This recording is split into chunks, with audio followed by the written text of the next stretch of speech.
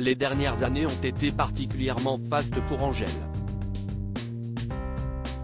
La chanteuse belge de 27 ans maintenant a connu un succès affolant alors qu'elle débutait à peine sa carrière. Une réussite qui a atteint son paroxysme avec son premier album, Brawl, écoulé à plus d'1 million d'exemplaires, un double disque de diamant synonyme de véritable prouesse à l'ère du streaming, ainsi que des tubes générationnels lourds de sens comme l'incontournable Balance ton quoi ou bien Ta Reine. Si son deuxième effort baptisé 95 est paru en 2021 n'a pas bénéficié du même plébiscite populaire, il est toutefois certifié triple disque de platine, soit plus de 300 000 ventes. Des chiffres dont peu d'artistes musicaux peuvent se tarir aujourd'hui. Loin de se contenter de cet accomplissement, elle multiplie également les projets cinématographiques, puisqu'elle était à l'affiche du dernier long-métrage de Léos Carax, Annette, et tiendra également le rôle de Falbala dans le tant attendu Astérix et Obélix, l'Empire du Milieu de Guillaume Canet, à paraître prochainement. Le rapport à ma sensualité et à ma sexualité a radicalement changé, de quoi faire d'Angèle une icône dans l'année 2020, et créer l'intérêt des fans comme des médias pour la vie de la jeune femme. Elle se retrouve aujourd'hui à la une du prestigieux magazine Vogue, auquel elle a également accordé un entretien fleuve dans lequel elle jette un regard sur sa carrière et se livre en toute franchise, mais toujours avec pudeur, sur des sujets intimes. Ainsi, cette interview somme toute classique prend une toute autre dimension lorsqu'elle évoque frontalement sa bisexualité, sujet qui a fait couler énormément d'encre. Le rapport à ma sensualité et à ma sexualité a radicalement changé, débute-t-elle.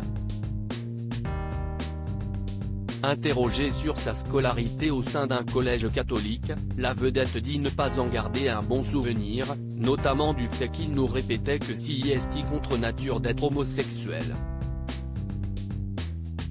Elle affirme par ailleurs qu'à 13 ans, elle sentait déjà qu'elle était aussi attirée par les filles. J'aimais vraiment les garçons, autant que les filles, questionnées sur la honte qu'elle a pu ressentir à ce sujet. Elle répond, il n'y a rien à faire, tu marches dans la rue, à l'aéroport, tu regardes les publicités. Quand on te montre un couple, si est toujours un couple hétéro, et si est un couple gay, si est le sujet. Donc, au départ, l'attirance pour les filles, si est un truc que je réprimais, bien sûr. Mais tant pis, ça m'arrangeait d'être aussi attiré par les mecs, car j'aime vraiment les garçons, autant que les filles. Ça faisait que c'était plus simple de le dissimuler, enfin de me le dissimuler. Et le cheminement avant d'assumer cette sexualité a été pour le moins tortueux. Quand j'ai éprouvé des sentiments pour une fille, au point de vivre une relation, je n'arrive plus pu considérer les filles comme une parenthèse.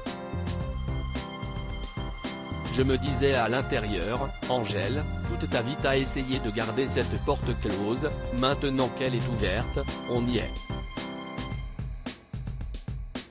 J'ai beau avoir pris la parole sur l'homosexualité, avoir écrit Ta Reine et pas ton roi, être devenu une icône bisexuelle pour certains, il y a 1000 petites choses de la vie quotidienne qui te rappellent que tu es en marge, argumente la jeune femme.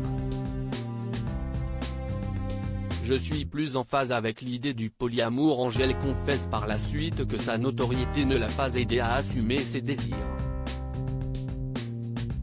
Et alors que la question sur son statut amoureux actuel arrive, elle assure, ça, je ne veux plus y répondre. Parce que ma vision du couple a tellement changé.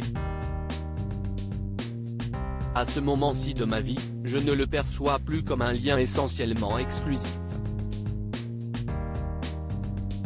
Je suis plus en phase avec l'idée du polyamour, donc ce serait rentrer dans des détails trop intimes de commencer à expliquer ce que je vis. Mais une chose est sûre, les enfants, ce n'est pas pour tout de suite.